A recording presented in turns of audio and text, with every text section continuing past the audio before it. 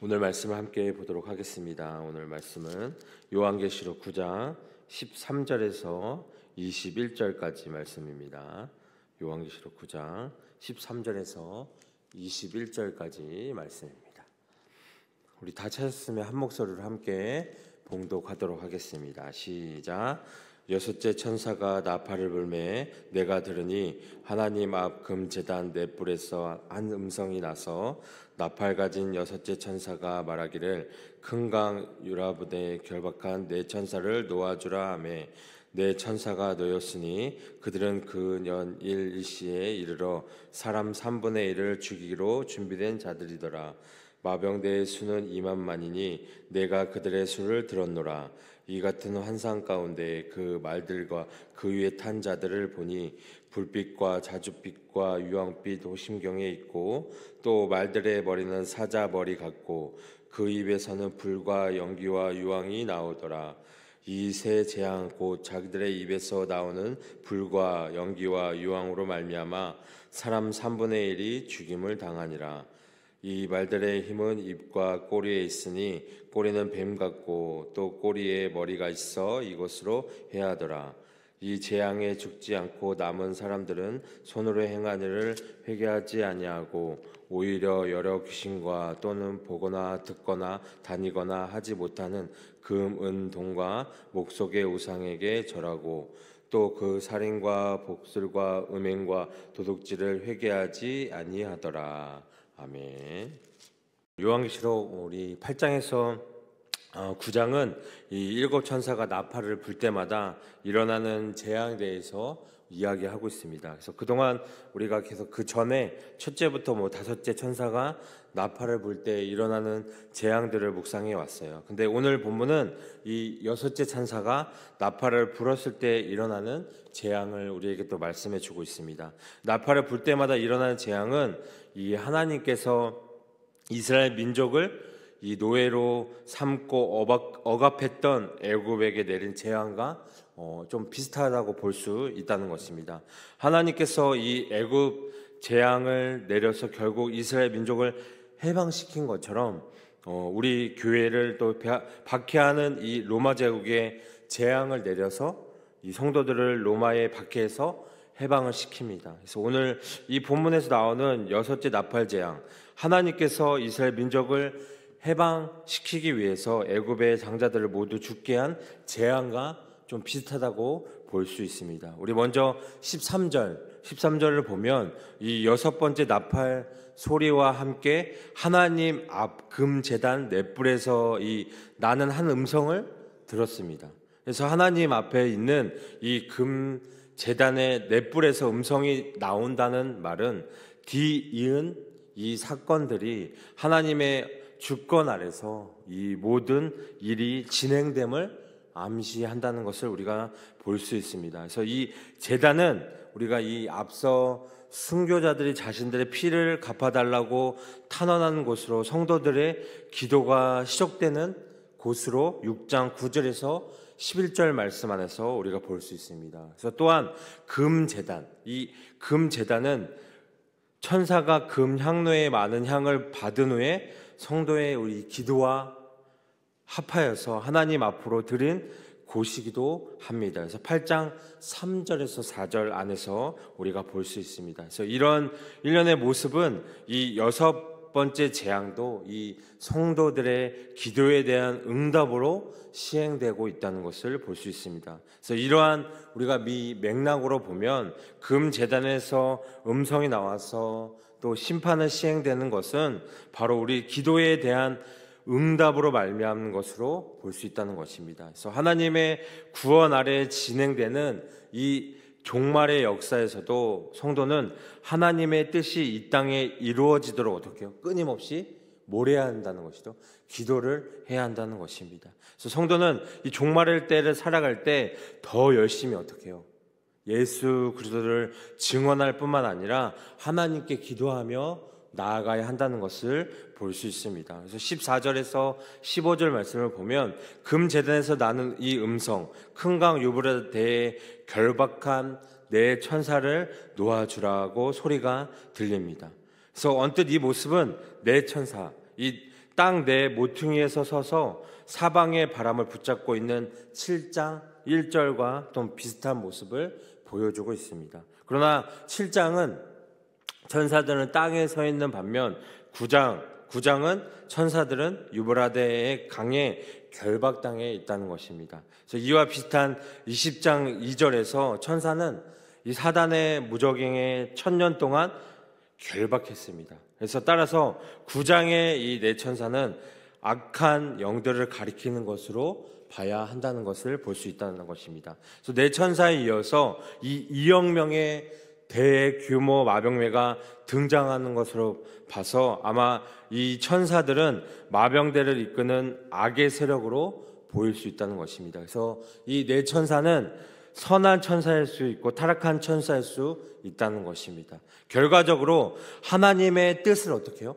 시행하는 천사로 볼 수 있다는 것입니다. 그래서 그가 결박을 당하고 있다는 것은 실제적으로 결박되어 있다는 것이 아니라 은유적으로 쓰이고 있다는 것입니다. 잠시 하나님의 제어를 받고 또 하나님께서 정하신 시점에서 명령을 받아서 수행하기 위해 기다리고 있다는 것입니다. 그래서 9장 20절에서 22절에 나타나시지 이 다섯째 나팔 재앙뿐만 아니라 여섯째 나팔 재앙도 이 악인들에게 임한다는 것입니다. 그런데 이 다섯째 나팔 재앙은 악인들에게 극도의 고통을 안기지만 여섯 번째 나팔 재앙은 악인들을 어떡하죠?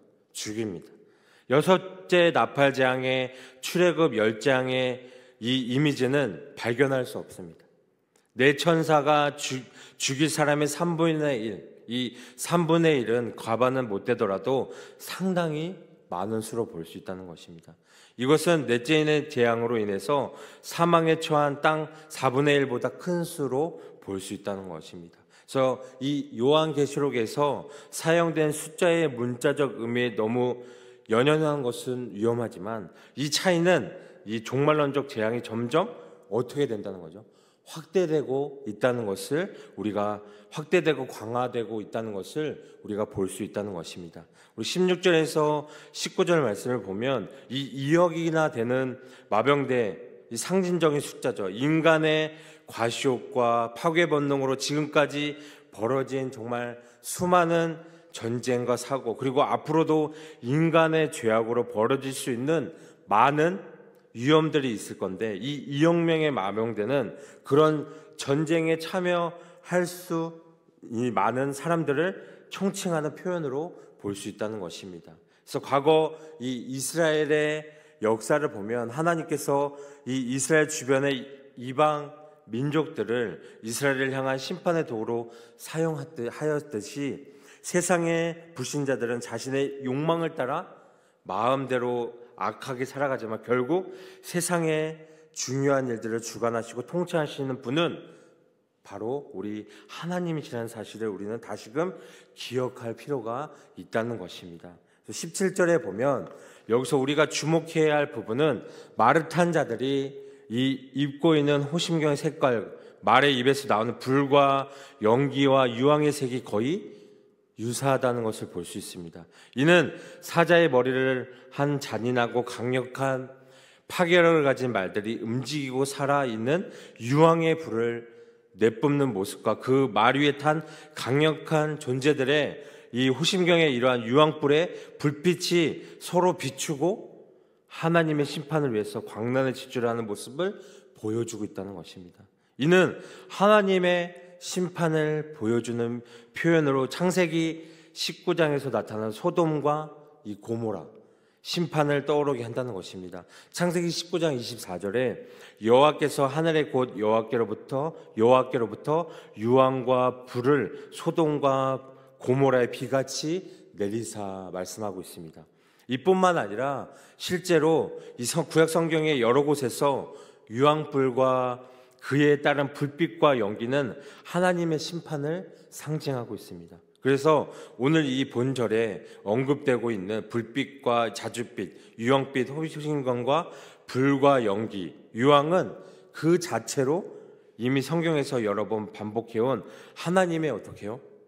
심판의 상징일 뿐 반복해서 말하지만 이것을 어떠한 역사적 사건이나 또는 전쟁의 도구와 연결시키는 것은 아니라는 것입니다.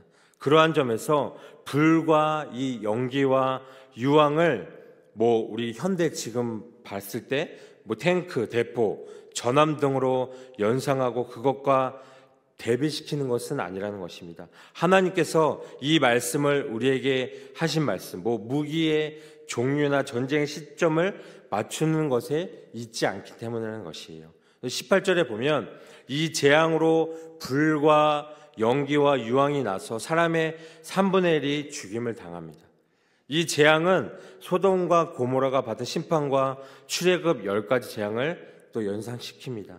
창세기 19장 24절 소돔과 고모라와 애굽을 심판하셨듯이 이번에도 이 로마 제국 사단의 나라를 심판하실 것이라는 것이에요. 그래서 요한계시록에서 마귀, 짐승, 거짓 선지자, 짐승의 표를 받고 그 우상에게 경배하는 자들, 그리고 악인들은 불과 유황으로 고통을 받게 된다는 것입니다. 그리고 말들의 힘은 입과 꼬리에 있고 뱀 같은 꼬리에는 사람을 해치는 머리가 있다고 이야기합니다. 이 말들의 입에 있는 힘은 입에서 나오는 불과 연기와 유황을 또 가리키고 있습니다. 반면 이 말들의 힘은 입과 꼬리에 있다고 이야기를 합니다. 그래서 꼬리에 있는 힘에 대해서 해석하기가 쉽지 않아요. 그래서 요한계시록에서는 뱀은 사탄의 다른 이 이름으로 뱀 같은 꼬리라는 표현에서 말들의 이 정말 악마적 특성을 유추해내기는 어려운 일이 아니라는 것을 볼 수 있습니다. 그래서 앞서 우리가 황충은 정괄 꼬리에 사람을 해야 하는 힘이 있었습니다. 그래서 입에서 나오는 이 능력은 사람을 죽이지만 꼬리는 사람을 해야 할 것이라고 이야기하고 있습니다. 그래서 5째 나팔재앙과 6째 나팔재앙에는 공통점이 있다고 볼 수 있습니다. 마지막 2 나팔재앙의 묘사는 앞선 이 4 나팔대왕에 비해 구체적으로 볼 수 있다는 것입니다. 그래서 6째 나팔에 등장하는 마병대는 5째 나팔에 등장하는 전투용 발 모양의 황충을 영상시키고 있다는 것입니다. 황충과 마병대 모두 정말 초자연적이고 악마적 세력으로 모사되고 있다는 것입니다. 그래서 또한 첫째부터 이 4번째 나팔재앙과 달리 5째, 6째 나팔재앙은 모두 악인들을 괴롭히거나 죽인다고 명시되어 있다는 것을 우리가 볼 수 있다는 것입니다. 그리고 마지막 20절에서 21절을 보면 우리가 이 말씀을 볼 때 우리가 악을 행했고 또 예수님을 믿지 않았고 그래서 이 3분의 1의 사람들이 죽임을 당하는 상황이 벌어졌습니다. 그러면 우리 같으면 어떻게 할까요? 우리가 저지른 악을 버리고 어쩌면 회개하고 내가 예수님을 믿겠습니다. 주님을 따르겠습니다. 이렇게 고백을 할 거예요. 그런데 놀랍게도 죽지 않은 이 3분의 2의 사람들이 어떻게 해요? 우리가 생각했던 것처럼 기대하는 것처럼 그렇게 자기들의 죄를 회개하고 악을 버리고 하나님께 오지 않았다는 겁니다. 오히려 어떻게 해요? 회개하지 아니하고 뭘 섬겼다는 거죠? 우상을 섬겼다고 이야기하고 있습니다. 예수님이 살아계셨을 때 놀라운 기적을 행했습니다. 그 기적을 보고도 주님을 메시아로 믿지 않는 사람들이 많았던 것 같은 일로 볼 수 있다는 것입니다. 여기에서 우리는 교훈을 얻을 수 있어요. 우리가 이 땅을 살아가면서 우리가 고난을 당할 때 그 고난 속에는 하나님의 선하신 뜻이 담겨 있다는 것입니다. 그래서 우리가 고난을 당할 때 내가 하나님 앞에 회개할 것이 무엇인지 우리의 삶을 돌아보고 하나님 앞에서 회개할 것을 회개하고 올바른 태도를 가지고 사는 것이 중요하다는 것입니다. 또한 이러한 고난을 당할 때 하나님을 더 의지하고 우리의 연약함을 깨닫고 하나님께로 더 가까이 나가는 것이 필요하다는 것입니다. 그래서 이러한 과정이 우리들의 믿음이 성장하는 과정으로 볼 수 있다는 것입니다. 그래서 대부분 믿음 생활하는 사람들의 공통점은 고난을 통해서 믿음이 성장하고 인격이 다듬어지고 있다는 것입니다. 또 고난을 통해서 하나님께로 더 가까이 나아가게 된다는 것입니다. 그런데 오늘 이 본문 말씀을 우리가 바라보면 이 악한 사람들은 고난을 당해도 회개하지 않을 뿐더러 고난 속에서 자기 죄를 깨닫지 못할 뿐더러 더 나아가서는 하나님께로 회개하고 더 가까이 나아가기 전에 먼저 우상을 찾아서 나가서 섬긴다는 것입니다.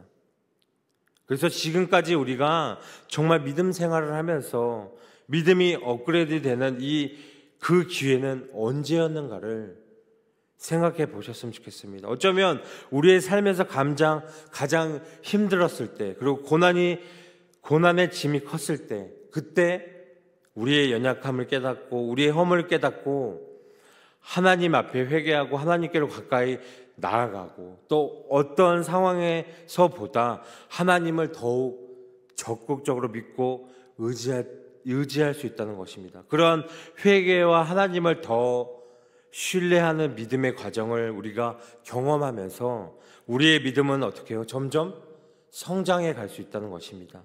그래서 우리가 이 두 종류의 사람이 있다는 것을 우리가 알게 됩니다. 정말 고난을 당할 때 오히려 믿음이 더 약해지고 회개하지 않고 더 악의 길로 가는 사람들이 있고, 고난을 당할 때 자기를 돌아보고 하나님께 회개하고 하나님께 더 가까이 나아가고 믿음이 더 견고해지는 사람이 있다는 것입니다.